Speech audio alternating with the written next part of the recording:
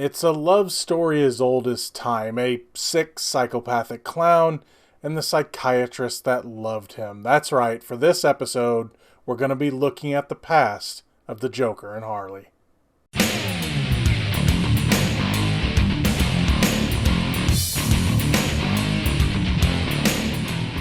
Hey everybody, what's going on? Welcome to an all-new Crossin Streams. As always, I am your host, the real Gino Reynolds, and today we're going to be continuing our look at Season 2 of the Harley Quinn series on the DC Universe streaming service, this time Episode 6, entitled All the Best Inmates Have Daddy Issues.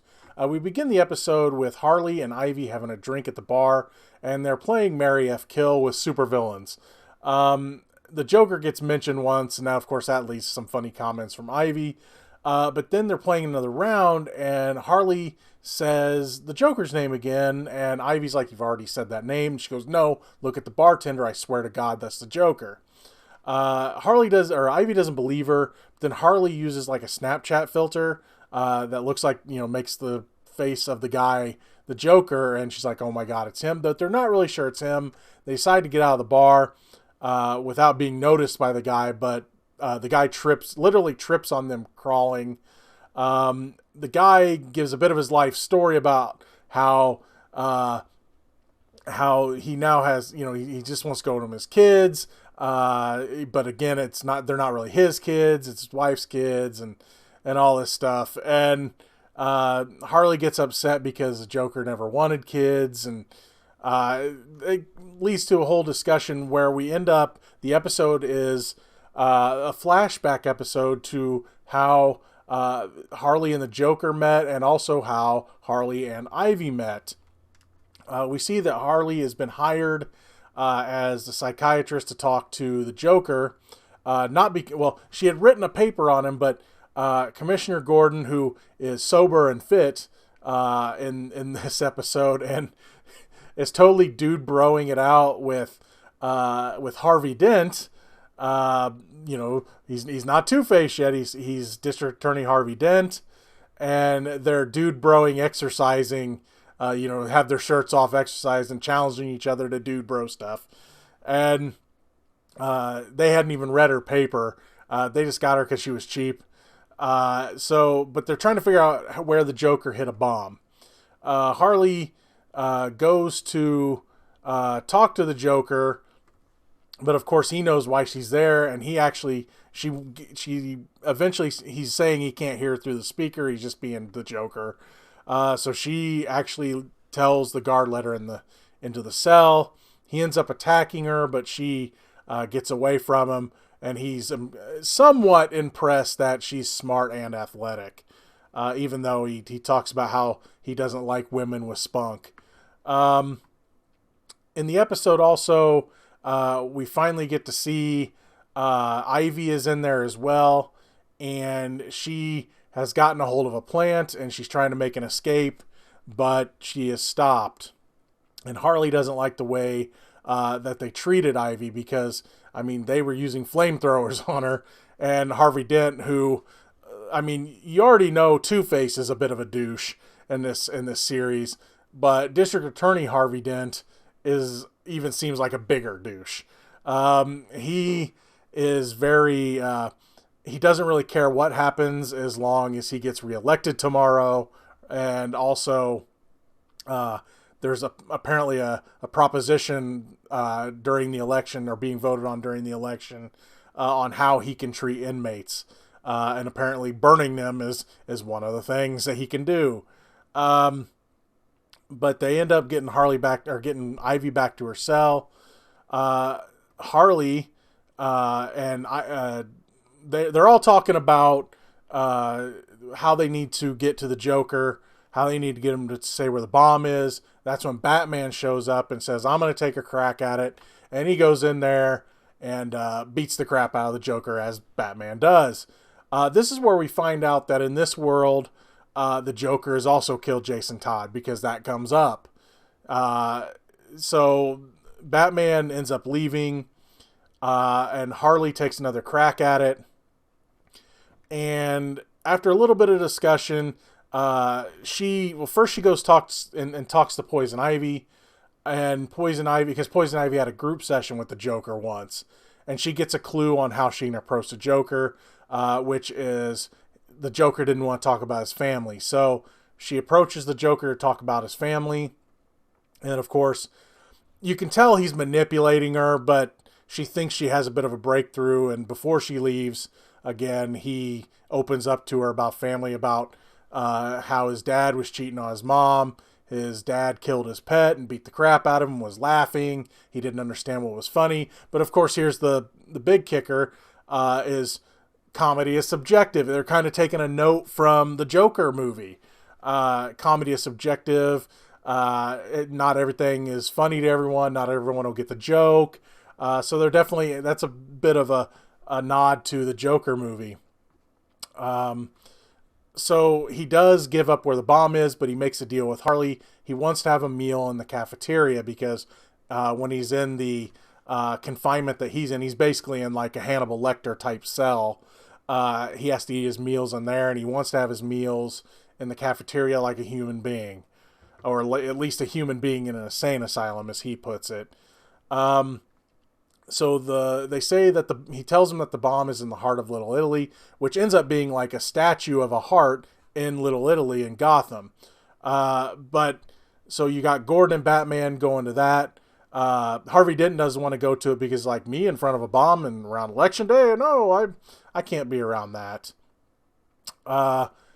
So then you have Harley approaches Ivy and says, "Thank you for your help." And she's like, "I didn't help you. I don't like people." And she's like, "I know you're deep down, you're a good person." And she gives her a plant.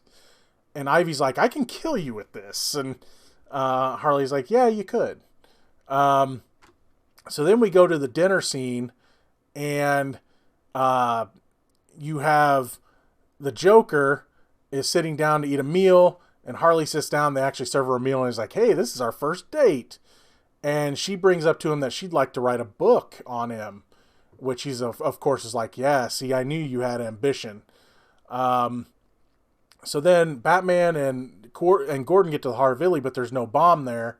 And sure enough, it turns out that the chef at the asylum also has a nickname. His nickname is Little Italy. And so the bomb, all of a sudden he starts to have a bit of a heart attack or something, and the bomb goes off inside the chef. Kind of a nod to the Dark Knight in a way. So this is where the Joker, he grabs Harley, makes his escape. Harvey Dent's like, "You know what?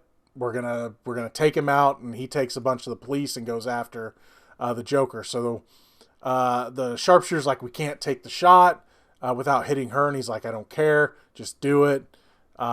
He doesn't want to risk his election, right? They fire the bullet, but all of a sudden a plant blocks the bullet, and sure enough, there's Poison Ivy. She saved Harley, and Joker's like, "I can't believe you helped me," and she's like, "What? No, I didn't help you. I helped her." But then she captures the Joker. Harvey Dent and the police come up. Harvey Dent's like, "Just shoot her," and she's like, "I give up." Ivy says, "I give up," and he's like, "Ah, crap, we can't shoot her." And so they take Ivy back to custody. They take Joker back into custody, and Harley Quinn is safe, or Harleen Quinzel is safe.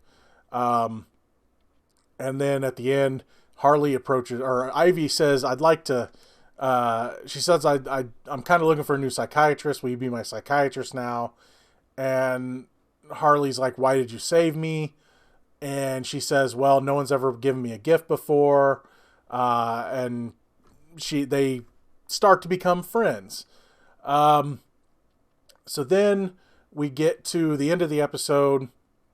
The girls can't decide what to do about this bartender that may or may not be Joker. So they said, we'll use a tiebreaker. They get Dr. Psycho to read the mind of the bartender as he's at the urinal. So that's fun. As he's taking a leak, Dr. Psycho's reading his mind. He said, and what he does is he ends up erasing, or supposedly erasing, all the memories of before the Joker's fortress fell on the Joker at the end of season 1. And so now we have a Joker that may or may not come back, but we did find out that this is the Joker. He just now doesn't have any memories of being the Joker.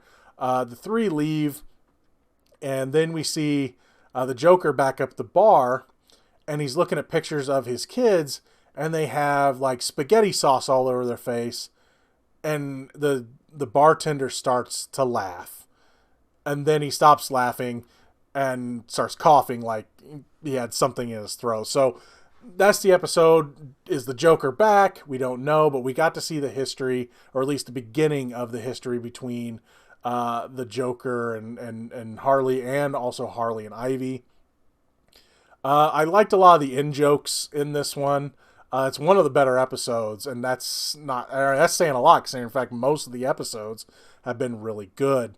There was, again, nods to the Joker and nods to other DC movies. There was the line of, "Do you want to know how I got these emotional scars?" Just things like that. So there was a lot of nods to other things, and I really dug that.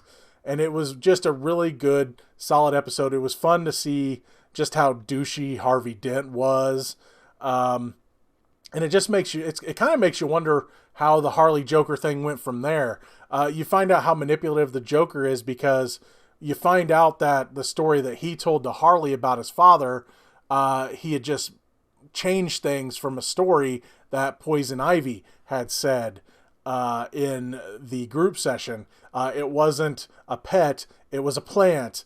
And yes, the father did beat her, but it was just, again, he just manipulated Poison Ivy's story and lied to Harley about it, and Harley didn't even know it until that moment in the bar. Because she's like, wait a minute, a lot of the gifts I gave him had something to do with this pet and things like that, because he missed this pet. And you're finding out how manipulative the Joker really was to Harley Quinn. So yeah, very solid episode. I really dug this one. I'm starting, again, I can't really, it makes it hard for me to recommend the DC Universe streaming service, but the Harley Quinn show is really good. So even if you wait for it to come out on DVD, I'm sure there's probably other options on how to watch it. It's still a really good show, and it's probably the best thing that they have on the DC Universe streaming service. So anyway, that's going to be all for this edition of Crossin Streams. If you like what you've heard here, please subscribe to the Real Gino YouTube channel. Like this video. You have anything to say about the Harley Quinn series, especially the episode All the Best Inmates Have Daddy Issues, please feel free to leave a comment in the section below. Till next time, I am your host, the Real Gino Reynolds. See you later, puddins.